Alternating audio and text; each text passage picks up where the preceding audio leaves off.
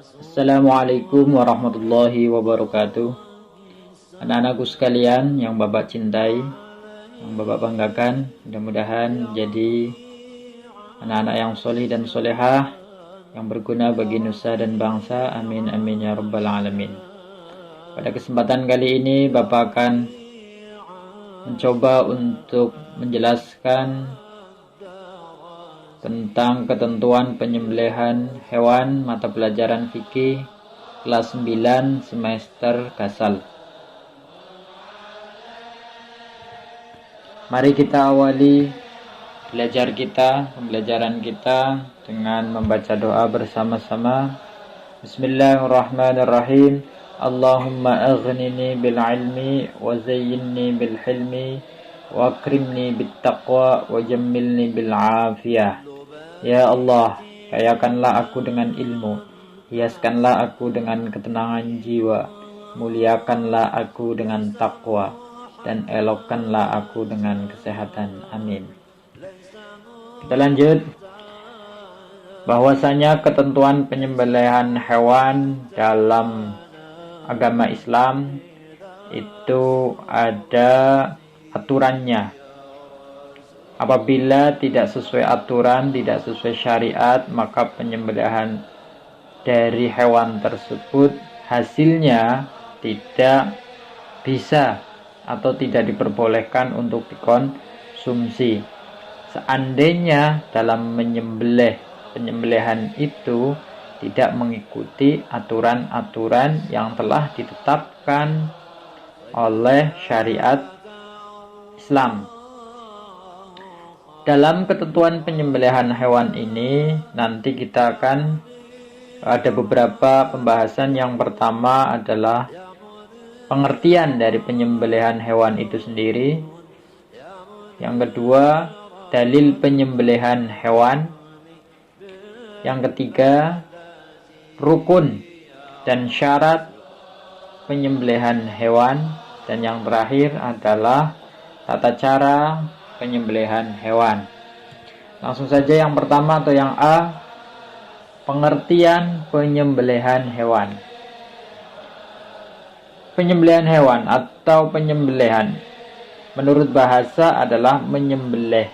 Artinya baik dan suci. Maksudnya adalah menurut bahasa penyembelihan atau menyembelih itu artinya baik dan suci. Penyembelihan hewan sementara menurut istilah adalah memotong binatang dengan alat tajam pada bagian leher, saluran pernapasan dan jalan makan sampai putus sehingga binatang tersebut mati agar halal untuk dimakan. Itu adalah pengertian penyembelihan hewan menurut istilah. Bapak ulangi, yaitu memotong binatang dengan alat tajam pada bagian leher yang meliputi saluran pernapasan dan jalan makan sampai putus sehingga binatang tersebut mati agar binatang tersebut halal dimakan atau dikonsumsi. Yang B yaitu dasar hukum atau dalilnya. Kenapa harus disembelih? Agar daging atau hewan tersebut diperbolehkan untuk dikonsumsi, karena ada dasar hukum atau dasar dalilnya, yaitu yang terdapat dalam Al-Quran surat Al-An'am ayat 118. Bismillahirrahmanirrahim. Fakulu mimma dzukira smullahi alaihi in kuntum biayatihi mu'minin. Artinya, maka makanlah binatang-binatang yang halal yang disebut nama Allah ketika menyembelihnya, jika kamu beriman kepada ayat-ayatnya. Quran surat Al-An'am ayat 118. Ayat ini merupakan dasar hukum dari anjuran ketika ingin mengonsumsi seekor hewan yang masih hidup harus disembelih terlebih dahulu. C. Rukun dan syarat penyembelihan hewan yang meliputi A. Meliputi orang yang menyembelih. Syaratnya adalah 1. Beragama Islam, 2. Berakal sehat, 3. Menyembelih dengan sengaja, 4. Menyebut nama Allah ketika menyembelih, 5. Bisa melihat, tidak buta. Yang pertama tadi adalah beragama Islam. Jadi harus penyembelihan yang menyembelih orang yang beragama Islam. Walaupun ada yang mengatakan, yang berpendapat penyembelihan dari ahlul kitab itu diperbolehkan.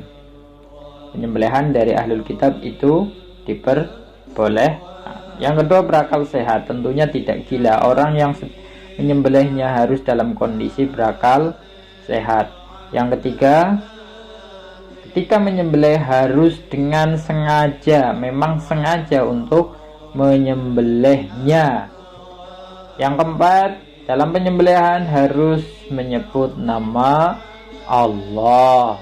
Dan yang kelima, orang tersebut yang menyembelih bisa melihat, tidak buta. Karena kalau kondisinya buta, tidak melihatnya, dikhawatirkan penyembelihannya tidak sesuai yang ditentukan, sehingga hasilnya tentunya tidak boleh untuk dikonsumsi hewan tersebut apabila hasil sembelihan orang buta tersebut tidak sesuai ketentuan. Artinya orang yang menyembelih syaratnya itu harus bisa melihat.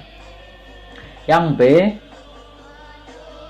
hewan yang disembelih syarat-syaratnya adalah masih dalam keadaan hidup. Tentunya hewan yang akan disembelih masih dalam keadaan hidup. Terus yang kedua, halal dimakan. Artinya hewan tersebut halal hukumnya untuk dikonsumsi. Ini adalah syarat-syaratnya. Jadi yang selanjutnya adalah alat yang digunakan untuk menyembelih. Ini rukun yang ketiga. Tadi rukun yang pertama adalah orang yang menyembelih. Rukun yang kedua adalah hewan yang disembelih. Rukun yang ketiga ini adalah alat yang digunakan untuk menyembelih. Adapun syarat-syaratnya adalah alat yang digunakan untuk menyembelih harus berupa benda tajam dan dapat melukai. Kedua, benda tersebut terbuat dari batu, bambu, besi, dan benda logam lainnya. Yang ketiga, benda tersebut tidak terbuat dari kuku, gigi, dan tulang. Tidak diperbolehkan menyembelih dari benda yang terbuat dari kuku, gigi, dan tulang.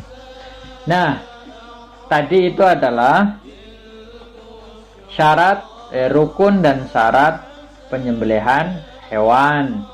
Sementara dalam penyembelihan ada beberapa hal yang harus diperhatikan bagian tubuh hewan yang akan kita sembelih.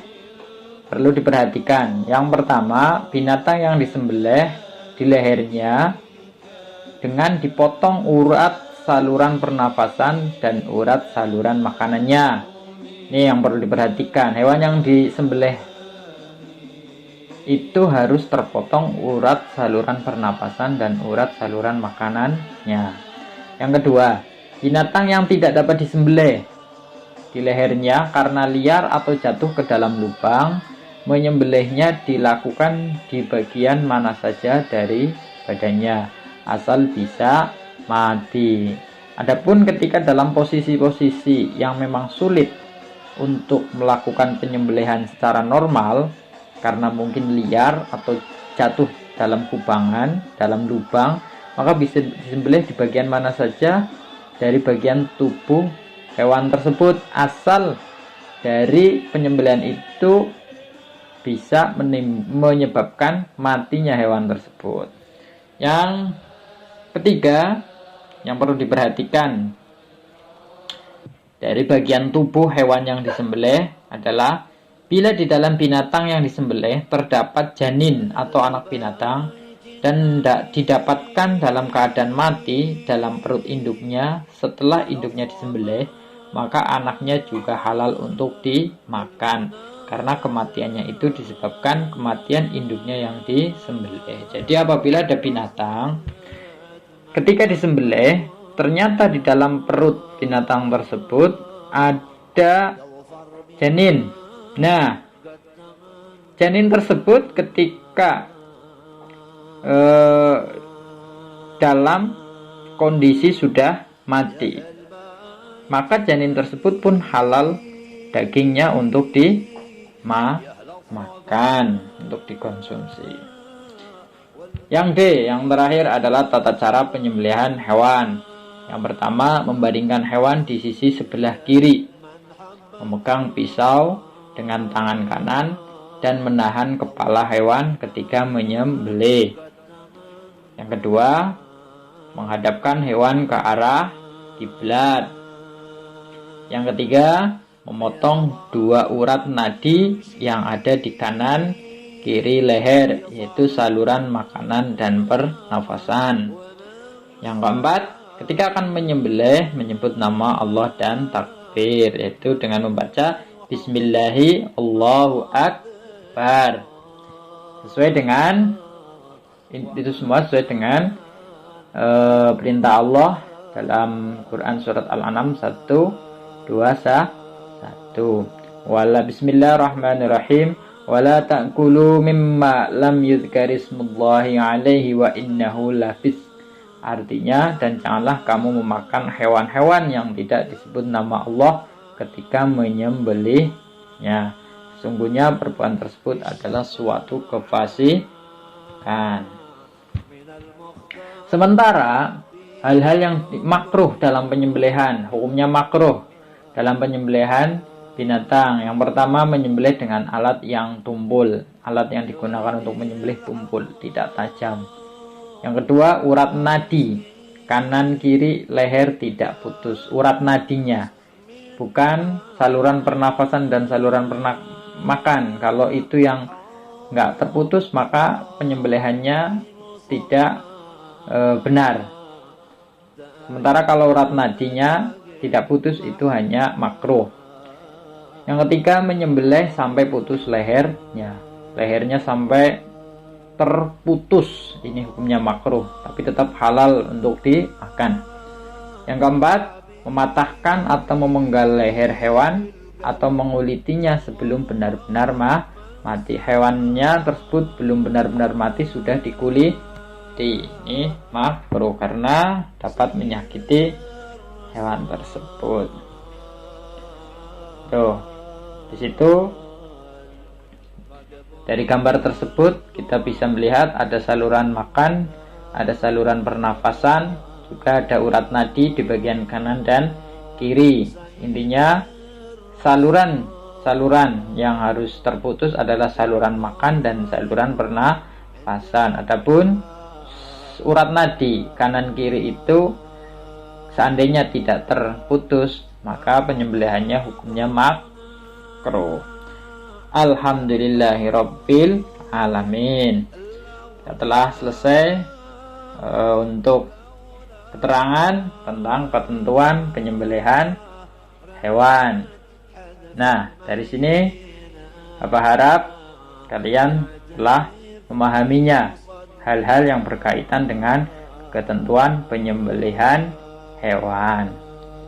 Dari sini kita akhiri pembelajaran kita dengan membaca doa kafaratul majlis. Bismillahirrahmanirrahim. Subhanakallahumma bihamdika asyhadu an la ilaha illa anta astaghfiruka wa atubu ilaik. Assalamualaikum warahmatullahi wabarakatuh.